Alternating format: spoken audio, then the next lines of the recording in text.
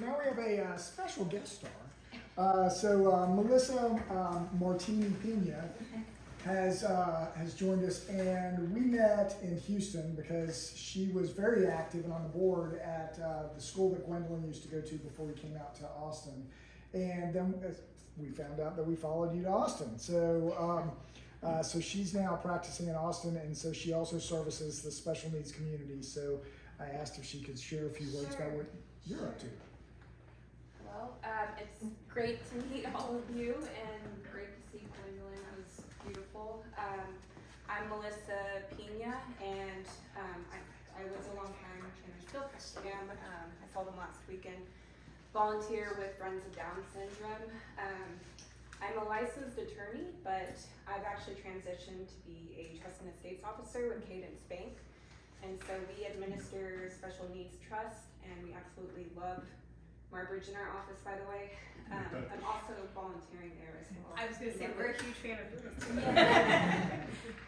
And so what our role is to do is to make sure that we are protecting benefits while making sure that we are prolonging trust for the beneficiaries well, as long as possible or for their lifetime, while making sure that they're having a quality life. And so that sometimes involves making house visits.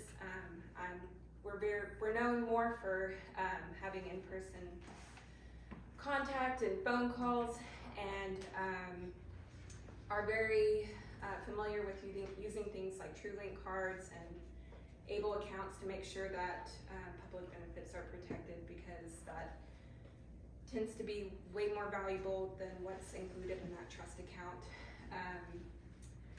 Trying to think of, we